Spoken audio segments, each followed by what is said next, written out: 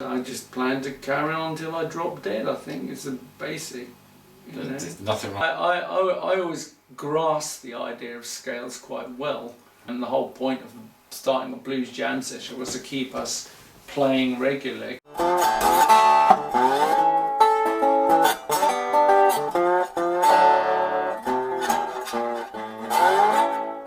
Hello and welcome to Season 1, Episode 8 of the Blues Jam podcast. And first of all, thank you very much for everyone who's listening and watching on all the different platforms. I am truly grateful for that.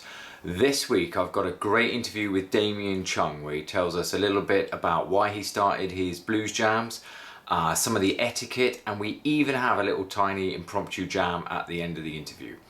As always, stay tuned till the very end where I give you notice about jams that are coming up over the next couple of weeks. If you've been enjoying what you watch and hear on the podcast, please do subscribe on whatever channel or platform you're watching or listening on, and tell a friend so that they can enjoy it as well.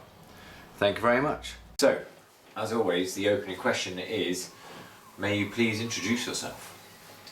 I'm Damien. Do you want my surname as well? No, you can, we can roll with first names, that's fine. Well, it's Damien Cheung. It's a Cantonese name. My dad's Chinese. Right, okay.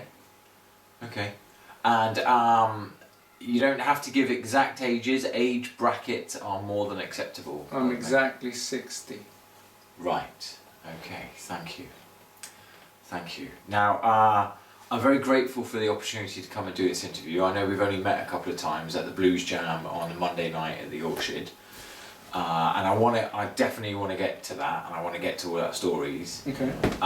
But I'm always interested in someone's first introduction to the blues and or to music in general.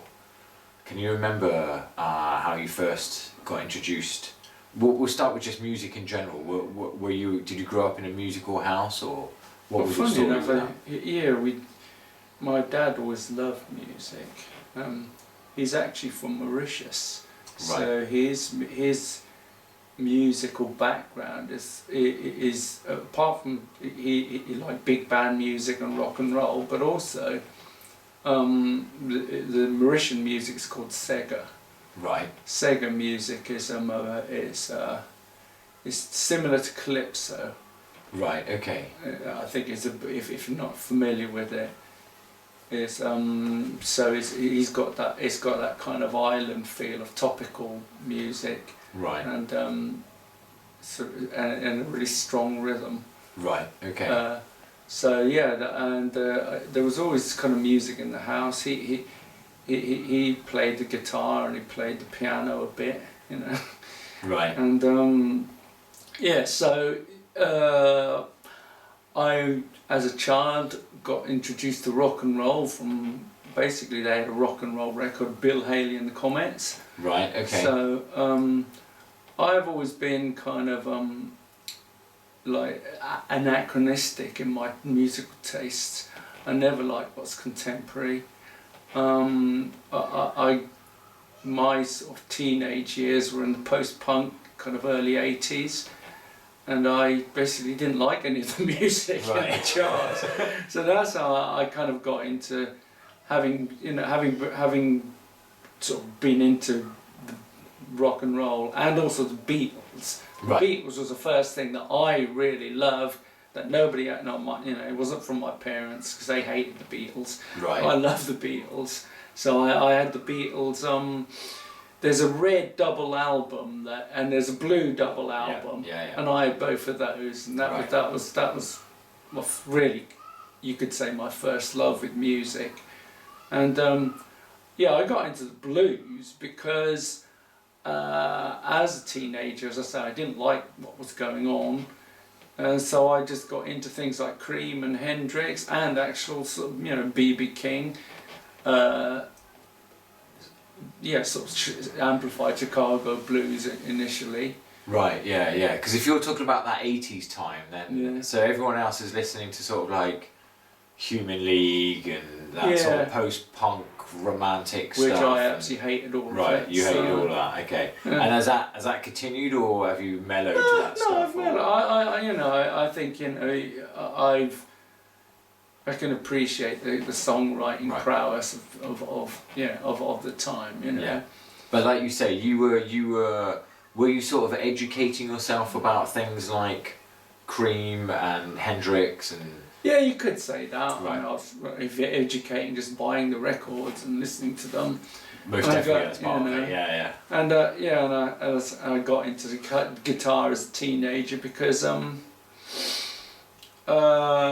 basically I was rubbish at sport. Right. Okay. Every kind of sport you can think of, I was rubbish at all of them. And of course, for young boys, the pecking order at your school was decided on sporting prowess, and I was at the bottom. Yeah. Okay. So therefore, I was a sort of awkward, lonely teenager learning to play the guitar in my room. Right. Instead. Okay. So, yeah. And when you say you were learning to play guitar, that also opens up a whole interesting element for me, because as somebody who also was a teenager learning to play the guitar, were you learning like music theory and guitar theory, or were you what way were you learning the guitar? Well, initially, there was a book of chords in the house that my dad had, and an acoustic guitar. So I just learnt to play the chords from that. Right. Because it's got little pictures of the way you put your fingers. But then my dad bought me an electric guitar. First electric guitar, and a sort of a book, Harvey Vincent Play Lead Guitar it was called. Right. And it had a play along record. I mean, at the time, people actually still bought vinyl records. It was just before CDs were very popular. I know they'd come out on Tomorrow's World, but we didn't have one. No. So yeah, it had this floppy record with a backing track on, with sort of 12-bar blues on it. So that's how I kind of started getting into playing lead guitar.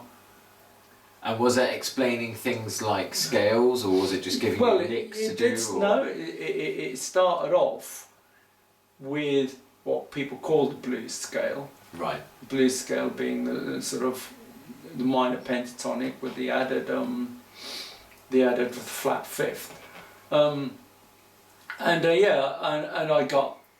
think I got another book to learn more scales. I always grasped the idea of scales quite well. Right. Although I'm not from a classical background, but I do absorb theory. I'm good at the kind of mathematical side of it. Yeah, because I've heard that about music, that there is a crossover with maths and music theory, and I can see that. The more I'm learning about music theory, the more I can see some of the formulas. Yeah. So. Yeah, I'm good at pattern recognition. Right. Okay. I mean, I'm kind of dangerously self-taught. Yeah. And I can certainly remember recently, 3-4 years ago, looking at the formula of how you put together a major scale, and then looking at the formula of how you put together a minor scale, and suddenly clocking, that's the same pattern, just starting somewhere else. Yeah. You could write it in a circle and go, you start here for major, then you learn about the modes, and you start from each different point, it's a different mode. Right, wow. So actually there is, in some respects, the only thing to remember is tone, tone, semitone, tone, tone, semitone. Yeah. You just start wherever it is on that, and you got your modes, and so I'm beginning to see that crossover with maths, and like you say, that's interesting that you say that about pattern recognition as well. Yeah. Because I think there's a lot, from what I'm beginning to see, there's a lot, and especially maybe with the guitar as well, because actually the fretboard, the fretboard set up. The fretboard is good that you don't have to learn lots of different shapes. You learn one shape and then you move it along to change key. Yeah. So was there? So you're a teenager, you're learning about the guitar, you're learning about minor pentatonic scale and how to apply it and what to do with it. Was there a point where you started getting into like either performing or getting into bands? Funny enough, like there was various friends of ours at school, and we'd all jam at somebody's house, Right. and we never got round to actually doing very many performances, as a teenager. I mean, I didn't really start doing gigs till a bit later when I went to sort of Bristol Polytechnic as it was then. Right. Did a degree. I was miserable the whole time, and when I left sort of college, in my 20s, I was looking around for bands. I guess I sort of got into playing. Well, I met various people in St Paul's. Right. So including the Delroy Ogilvie from Black Roots. So he just left Black Roots and was starting out on his own. I think that was in my sort of mid-20s, and that was the first time I started, I would say, doing quite a lot of, I don't say a lot of gigs, but some, performing. So I mean, you mentioned a lot of Bristol areas there. Have you always lived in the Bristol area? No, I'm from Suffolk. I Right, moved to okay. Bristol in order to go to Bristol Polytechnic. Right. And then you decided to stay I in Bristol, decided to right? stay in Okay. Bristol. Yeah. And was part of that decision the music scene here in Bristol that? I think it was more sort of a kind of not really. Right. Okay. There is much more music going on here than where I'm from in Suffolk. To be fair, but I think the main reason is that I was here, so I kind of stayed here. Really. Right. Okay. I think a lot of students end up staying in Bristol. Yeah, I can see that. Like you say, there is a lot of stuff going on in Bristol. Yeah. It's almost like I've said before to people, where it's almost like a little mini London in a way. Bristol. Yeah. There's so much going on. Yeah. Yeah. Okay. Right. So you were performing then. Did you form a band? It was a long time until I formed the band. I guess in my 30s, we had this sort of rockabilly kind of band that I formed with a friend.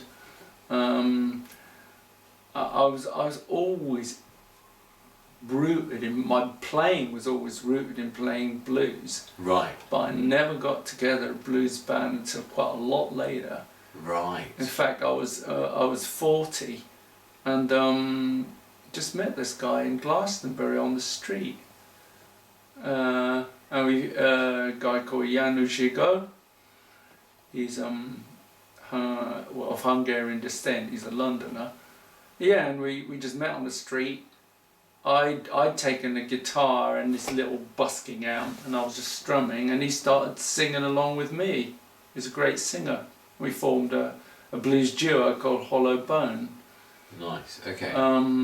That's where I got the idea for an unconventional lineup, because he was able to play a bass drum Right. and either bass guitar or rhythm guitar. So we Like made at it the same time. Yeah, Right. which is where I got the idea from, and that's what I do at our blues jam. Yes. Because as I say, we met at the Orchard. I run a blues jam session at the Orchard called the Backdoor Man Blues Jam, and we run the same thing in Glastonbury at the Queen of Cups every Sunday. Right. So every Sunday, Queen of Cups. Every Monday, where you've met me at the Orchard. At the Orchard, yeah. And we call it the Backdoor Man Blues Jam, was the name that Janu thought of, because we originally started a blues jam. The whole point of starting a blues jam session was to keep us playing regularly, because we had that every week. Right. And then he kind of decided, well, we had a good sound, I thought, that band, and had potential, perhaps, I don't know. but then he left that band in order to become a spiritual healer in Amsterdam. Right. That was okay. that was 2007. After about 2 years of gigging around the Southwest, he knocked it on the head. I continued the Blues Jam as of then, running Right. it on. Well, I ran it. I ran it for many years with my partner who plays bass. I got the idea of the lineup of kind of the kick drum. Right. I play the kick drum.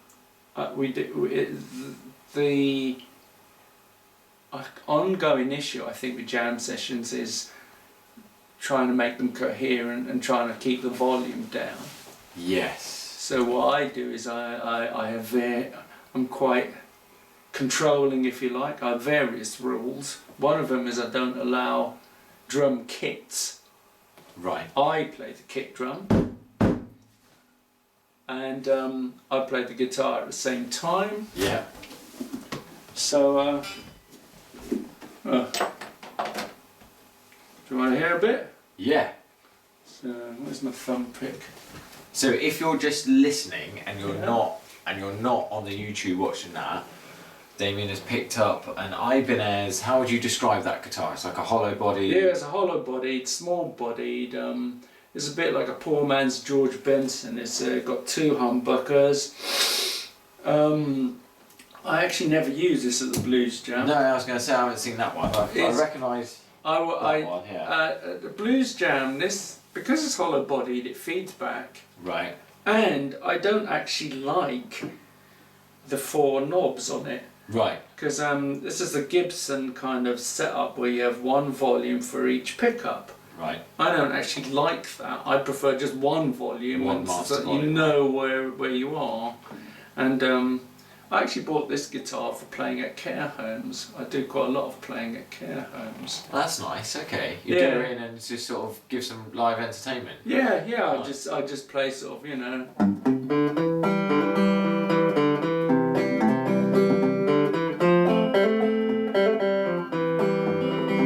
Nice.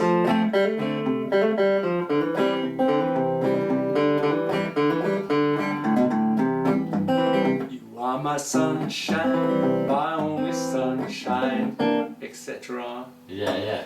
Nice. But anyway, yeah, getting back to the Blues Jam, what I do is I play kick drum Right. and I call out the key of the song before we start. So I call out the title of the song, and just to make sure everybody knows what they're doing, I might play a bar to sort of bring everybody in. So it's like Bright Lights Big City, key of A for Apple. 1, 2, 3, 4.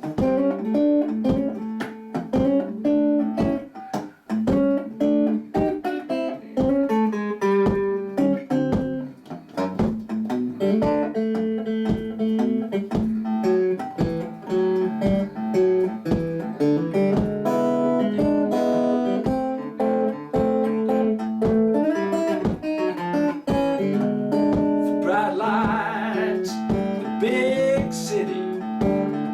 Gone to my baby's head. The bright lights, the big city. Gone to my baby's head. I try to tell that girl, she don't believe a word I say. It's alright. Nice. Nice. Very nice. Thank you for that. Yes, well, I can testify that everything that you just said has been my experience of going to the Yorkshire Jam. Most certainly, yes.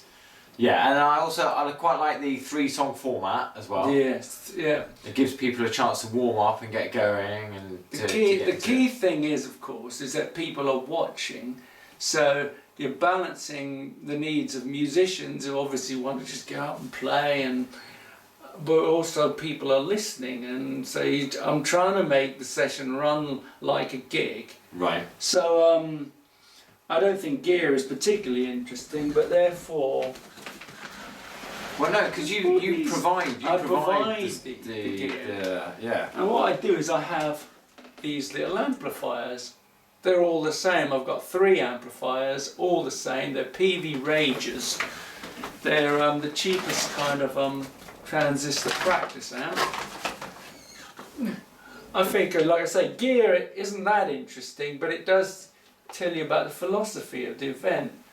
Right. So my philosophy of the event is in terms of practicality.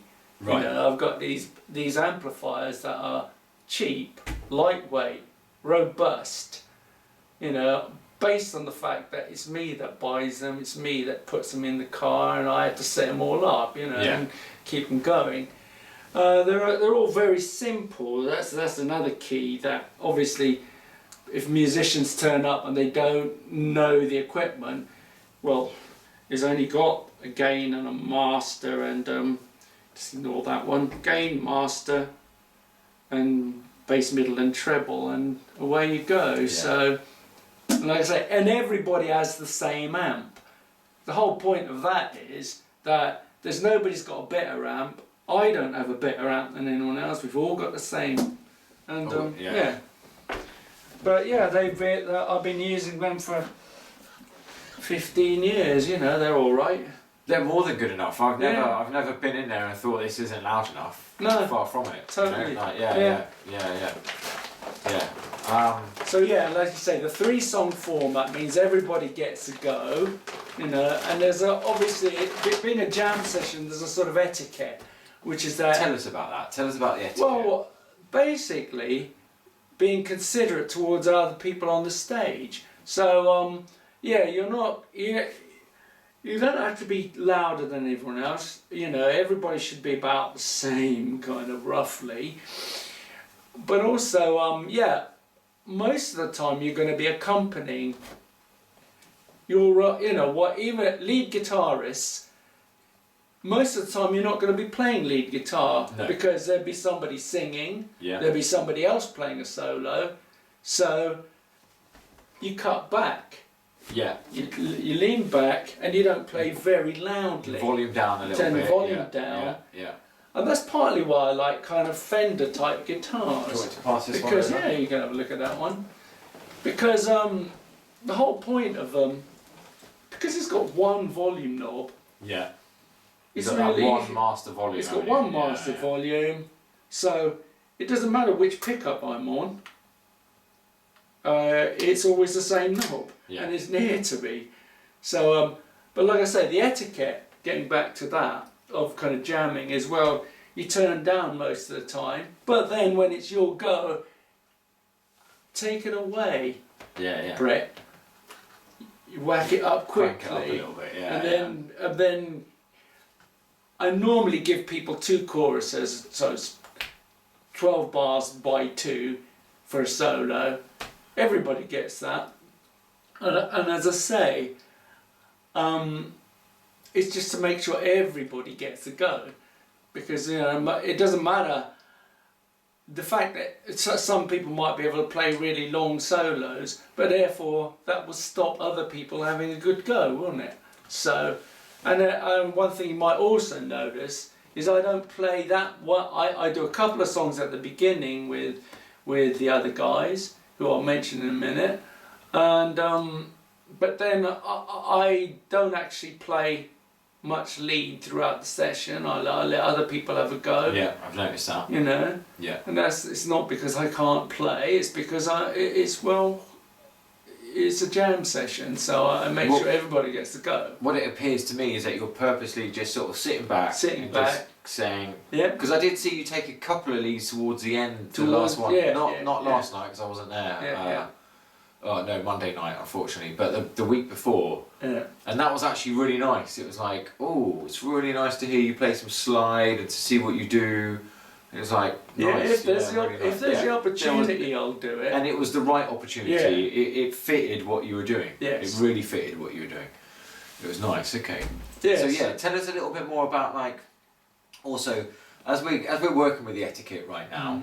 What about if somebody was a beginner and they were feeling a bit shy about coming along to a jam? Well, I always try and if there's someone I don't know, I try and assess them, kind of like I would choose songs that are straightforwardly 12-bar blues. Right.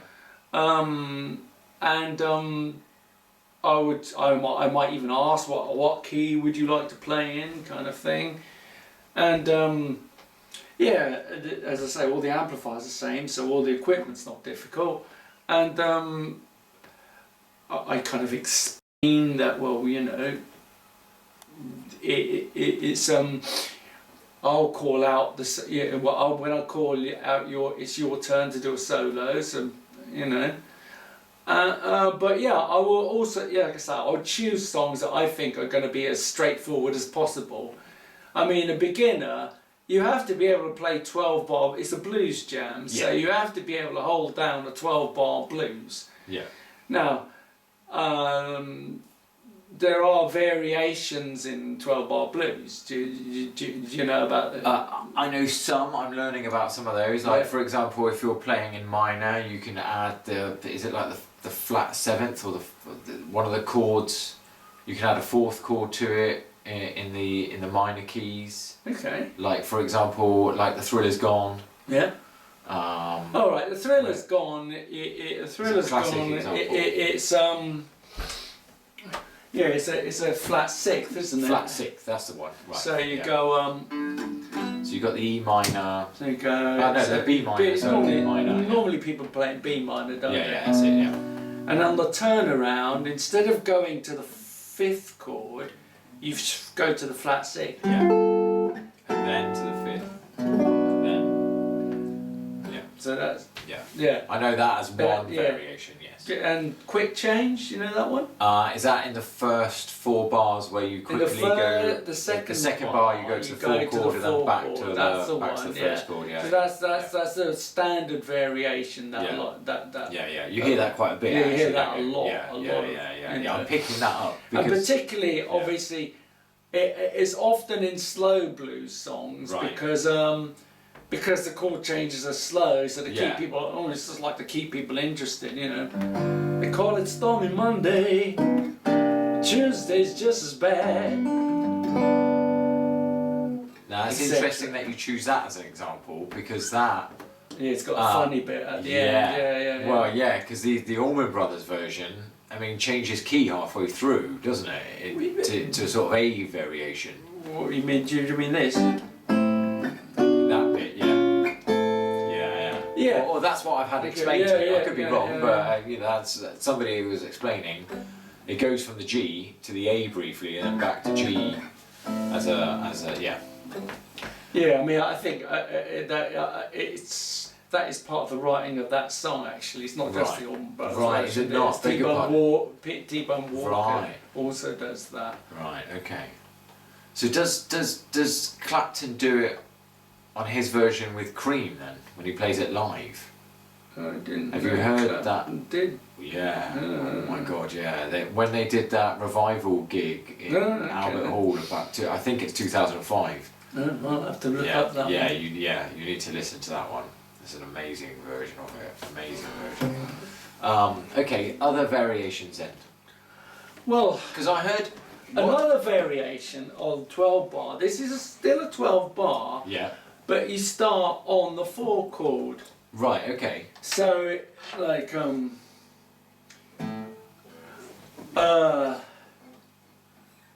let me use that one. So,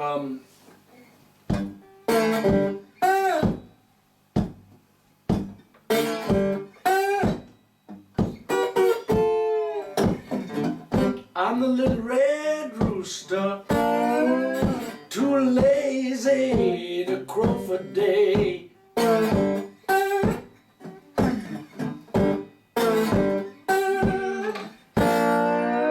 I'm the little red rooster, too lazy to crow for day.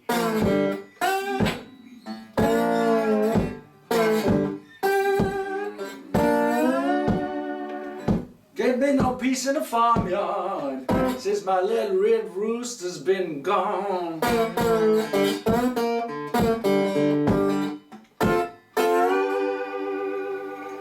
bloody forgot the words because Moses normally sings that one. Moses sings that one, yeah. Yeah, Moses is our harmonica player. That's another thing about my blues jams is we have a house band. Yes, And, right. So talk us through the house band. The house band is basically I've always done it with at least a bass player. Right. So which from like I say, the one in Glastonbury I did it with my partner for many years. Right. That's Misha plays the bass. She doesn't want to do it anymore. Right. We formed this Latin duo now instead. She'd rather do kind of rumba basically. Nice. Okay. But anyway, that was after COVID. But I still do it with a bass player. So and it's the same at the Orchard. I always have a bass player. So Collie's been doing it for me for the past 4 years, along with Hal Crafer. So it's Collie Smith and Hal Crafer. They swap over at the Orchard. Right. In Glastonbury now, at the Queen of Cups, Collie always plays bass with me. Okay. At the Orchard, Moses plays harmonica and does quite a lot of the singing. Yes. So yeah, that's why I didn't know the words of that song because it's him that sings it. But anyway, yeah. So what was I saying? Yeah. So he's also part of the crew, you know. And we also get. I say I don't allow kit drums, but Parry Jones often comes along and plays an actual snare drum with brushes. Is that who was there a couple of weeks ago when I came along? Because there was a guy with a snare drum. Snare drum playing brushes, yeah. And the whole point about brushes is they're quite a lot less loud than sticks, so that works well. And also, he's able to play along with me kicking the bass drum. So, because you know. The trouble with drummers is they have to be good, or else everything falls apart. So that's why I insist on playing the bass drum because I keep everything in time. You know. Yeah, at least you keep that solid beat. In time. Yeah. So we've had percussion players as well come play with us, like Cajon. Right. You know? But yeah, actually the actual pulse I always supply. And did you say you've been doing these jams since 2007? Yeah, well technically since 2004, but yeah, so with Yanu, with Hollow Bone, and then when he left I kept on going. We had a break with COVID. Right. Yeah, and I've been doing, the Glastonbury jam session has been through various venues. We were at the King Billy, then we were at, for a year. Then we were at the Rifleman's Arms for about 5 years. Right. And then we were at Hawthorne's, which is now called the Queen of Cups.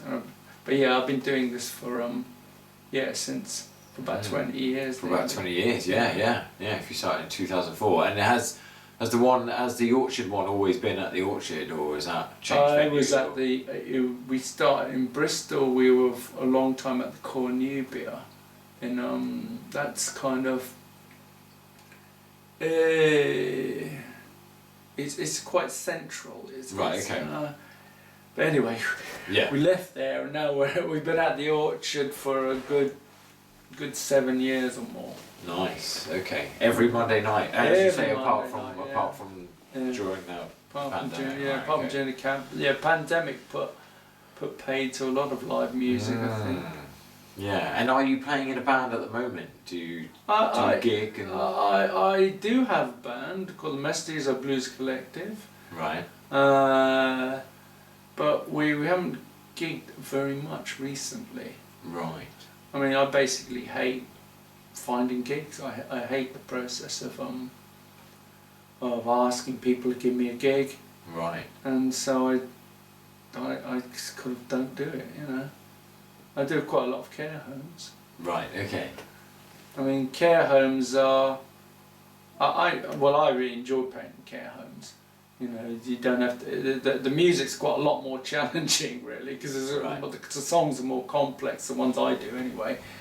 And I play on my own, so I play the guitar, and I have to lay down the entire groove. Yeah. Guitar, what, drum and sing? No, I don't play drum. Right, At the care homes, I just do kind of like you say, like You're My Sunshine. Yeah. Oh.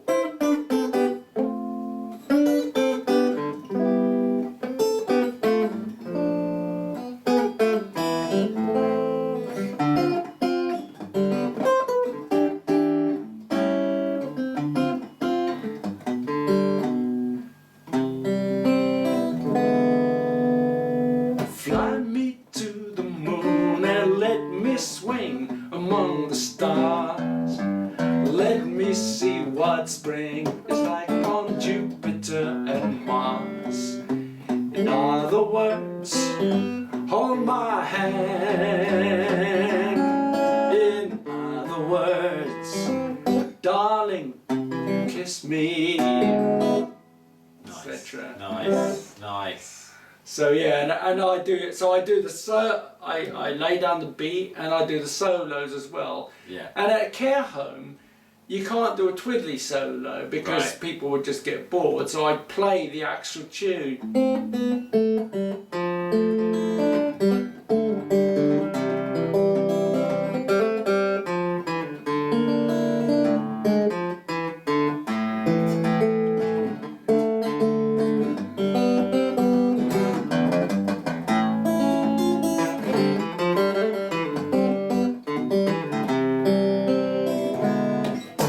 Fill my heart with song and let me sing forevermore. Etc. Yeah, nice. Okay, so and how are you building that? Do you listen to a song like that and work it out, or do you look up the music for it, or what's your process? No, I tend to arrange the songs in my own way. So I learn the chords. I usually learn the songs. I don't like looking, even I do sometimes look up chords, but not often. Right. I tend to prefer to work out my own chords. Okay. And then and then I work out how to play the tune and some kind of accompaniment for the tune at the same time. Right. Okay. So Okay. So you're just figuring it out yourself, essentially.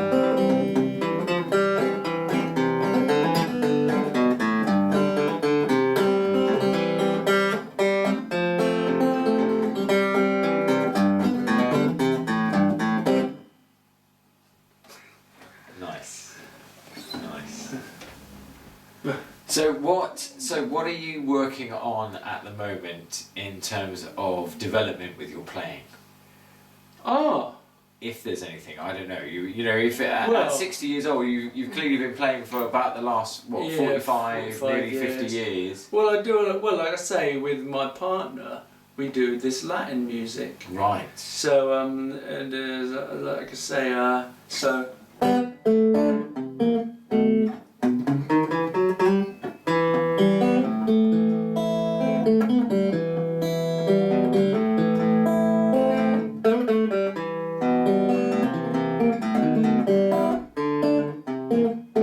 Siempre te pregunto cuándo, cómo y dónde. Siempre tú respondes.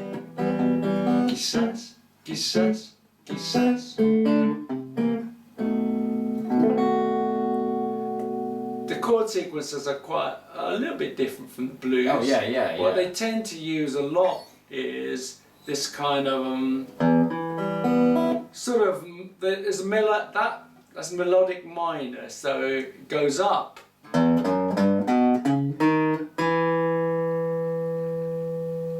And down. I've heard about this. Yeah, it's different on the way up than Different on the way down. And that tune would be a classic example. So on the way down, see, but on the way up, see. Did you see that? Right. Yeah. So yeah, and also they tend to do a lot of this sort of thing with the so it's like minor on the 1, but minor on the 4, major on the seventh chord, dominant seventh on the 5. Right. Which shouldn't be the case, because 1, 4 and 5 should always be either always major or always minor. But well, because in any minor key, the 1, Yeah, 4 and 5 is okay. minor, and any major no, key. no, no, no, yeah, but yeah, But in this, because they're using that melodic yeah. key signature, it changes it to right. Interesting. Okay. Yeah, so And that's part of the characteristics that's of that part style. of the characteristic of that style Yeah. of music. Yeah. So anyway, that's what Well, so that's really interesting. Scales are different, Yeah. and and you do things like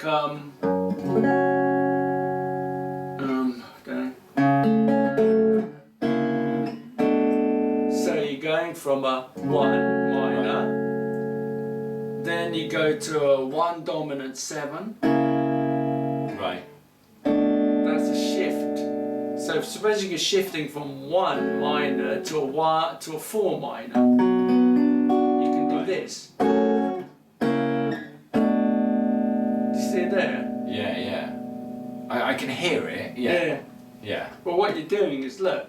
So F sharp minor, F sharp 7.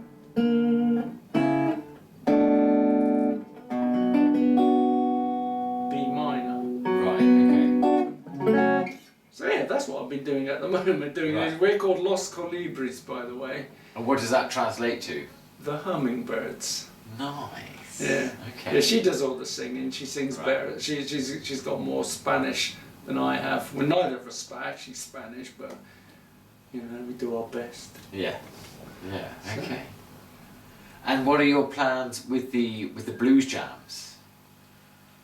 I just plan to carry on until I drop dead. I think it's a basic. There's nothing wrong with that. That sounds like a great plan to me. Yeah. Just keep going with them. Yeah. What have you seen? I mean, crikey, 20 years is a long time. Yeah. What have you seen in terms of, for example, ages of participants? Because I do notice the Orchard one has a very different feel to it, and a different. I look around the people at it. As a different age group to some of the other jams that I've been to, like in Wootton, for example, or on the boat on a Sunday. Well, the advantage, of course, of the Orchard being in sort of, it's not exactly central Bristol, but it is in Bristol. Yeah. So people can get there without a car. So therefore, the audience is of mixed age groups. There's quite a lot of older people there. That's the standard blues demographic. Yeah. But you also got quite a lot of young people in the audience. We get a lot of young musicians at the Orchard, particularly young guitarists. We've had some excellent guitarists at the There's some pretty tasty guys there last time I was there. Yeah. There's a guy with the red Strat. I think he's called Chris. Oh yeah. Long Chris slightly Fraser. long. Yeah. Right. Okay. Is he like in a band or something? We're in a band. That's true. We're in a band together. We do this sort of 70s rock. Right. Okay. Yeah. That's another one where because I never go out and get gigs. We never do any hardly. Sadly. Okay. But anyway. Sounds like you need a manager or something. Yeah, I to do this probably stuff for do you. need a manager. Yeah. Well, have you got time? No. I wish I did. Okay. Yeah. As I say, we get some excellent musicians at the Orchard. We've got, and in Glastonbury we do because I think that the whole point is it's not a free for all. We have a house band. The rhythm's always coherent, so it never slips below a certain level. Right. So therefore, we attract some very good musicians. Yeah. And some interesting characters. The time I was there, interesting characters here. Yeah. The time I was there before, there was a gentleman who sang towards the end. Professor or Doctor? Dr. Jazz. Yes, Dr. Jazz. Yeah. Yes. He's a very good piano player and a very good singer. Yes. And he is also actually, funny enough, he is a doctor. Right. So he is a consultant radiologist. Is retired. Right. Okay. Yes, and he devotes all his time to music. Nice. And what do you do? Do you have a job or any other things you do? This is my profession. Right. Okay. Yeah. So. Okay. Nice. It's a crap profession, but it's the only one I've got. Right. Yeah. Yeah. Well. Well, so. Yeah. Yeah. I mean, this has been great. Thank you. And it's really interesting hearing the other side of what it's like. Yeah. Like you say, to think about when you're organising a jam. Yeah. And to think about who's there, and because I noticed, like you say, you are the master of ceremonies without a shadow of a doubt. You say who's coming up and who's. So are you also keeping a? Do you have to mentally think about? I think these two guitarists would be good together. And Yeah, I think absolutely. These two, right, yeah, okay. I try and think of character-wise, Right. they might clash. Sometimes I get it wrong, but normally I get it okay, And ability-wise as well, is that something that you take into account? I do, yes. Yeah. I try and, I try and make sure that the session works, that the song works, that there's enough. Well, I mean, we hold it together anyway. Yeah. Yeah. And Yeah. So. So just remind us then, for those of you out there listening and watching, the Orchard Jam is the location? Monday night, the Orchard, Hanover Place in Bristol. It's near Spike Island, it's quite near the docks. Yeah. Um, and it's a pub, so you can get a drink, you can chill out. Yeah. And that starts about 8, doesn't it? Starts at 8:30. And then strictly at 11, because obviously it's in a residential neighbourhood, right. So we can't sadly go on and on and on. And that's every Monday. Every Monday, like clockwork. Unless it's bank like Christmas or something. Right. And likewise with the one in Glastonbury at the Queen of Cups. That's every Sunday, 5 till 7. Right. Okay. So that's only a 2-hour jam. That's a well, it's officially 5 till 7, right, but it always goes on. It's like that. It goes on a lot longer than 5 till 7. Okay. Yeah, normally. And is that a pub as well? Yes, it's a pub. Right, It's actually it's a licensed restaurant. Right.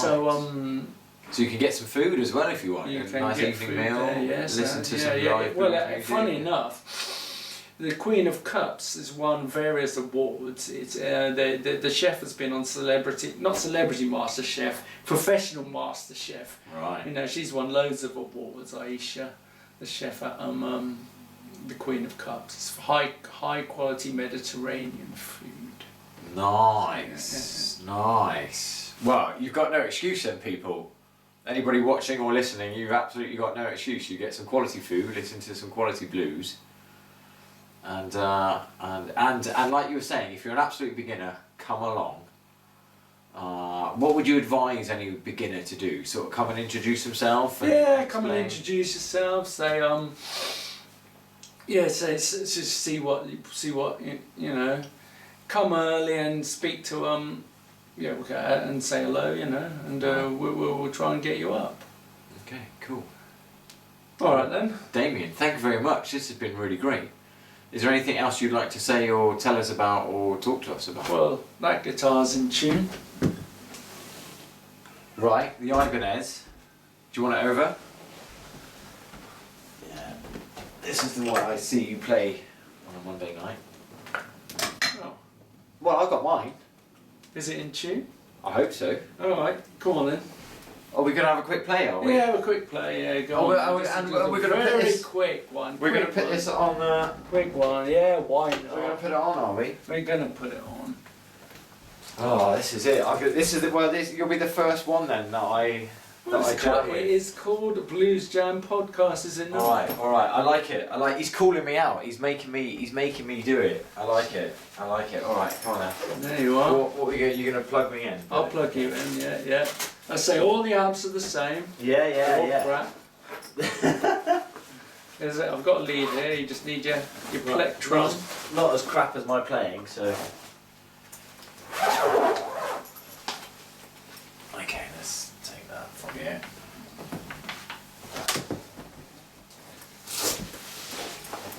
Because you said make sure you bring her. Make sure you bring your axe, indeed. So I did. So this.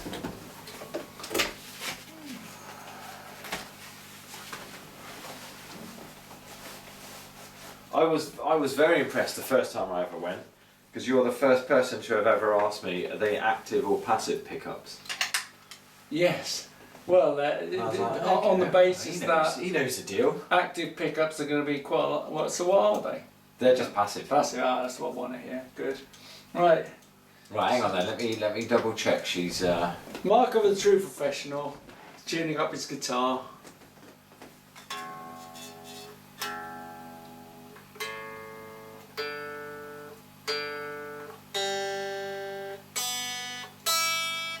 It's close enough, isn't it? It's close enough. Close enough for jazz, as they say. Yeah. Are you ready then? That's what my old guitar teacher used to say. I'll just Throw take a to it. bit of that there. Oh, here it is. Here it is. Okay then. Come on then. First time. What key do you want to play in? Anything. A. Something in A. A, did you say? Yeah, yeah. A for apple. A Right. for apple, yeah. Right. So.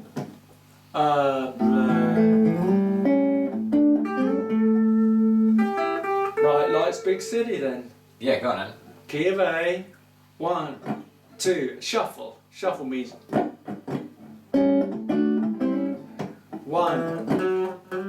1, 2.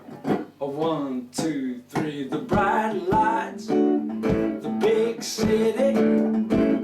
Gone to my baby's head. The bright lights, the big city.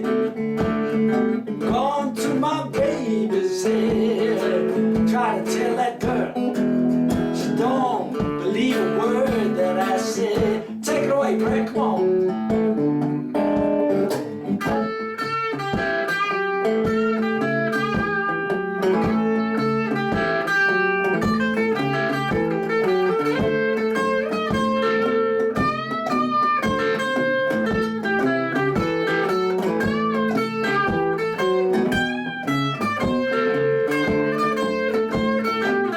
Give it up for Brett on the Jackson. It's alright, sweet baby. Honey, knock yourself out. It's alright, pretty baby. Honey, knock yourself out. Still love you, babe, but you don't know what it's all about.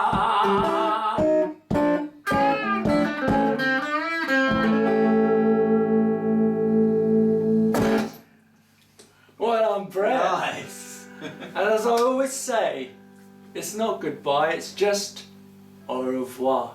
That's my catchphrase. I say that at Right. the end of every blues jam. It's not Right. goodbye, it's just au revoir. Thank you, Damien. Thank you for that today, and thank you for the quick jam as well. That is a First. blues jam podcast first. Yeah, having me try to keep up with you. Yeah, you do fine. Oh, well done, Brett. Right, thank you very much. So don't say goodbye. Say au revoir to everybody.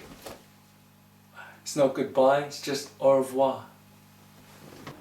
So I hope you enjoyed that interview as much as I did doing it. It was great to spend some time with Damien and a real pleasure to get to play some music with him as well. So as always, here are some notices of some upcoming jams. Like I say, please do check yourself that these jams are still going on. Maybe give them a call or get in contact with the venue and double check that they're still going on. And if, like I say, you are new to blues jams, just go along, introduce yourself and get involved, because it's a great way to improve your playing and improve your confidence with playing the blues. So, upcoming jams over the next couple of weeks. We have the regular ones, which are Colin Staples Blues Jam at the Navigation in Castle Lock, Nottingham. That's 9 PM every Wednesday. We've got the Great British Blues Jam at the Temple of Arts and Music. That's at 42 Newington Causeway in London. That's SE1 6DR every Saturday from 3:30 onwards.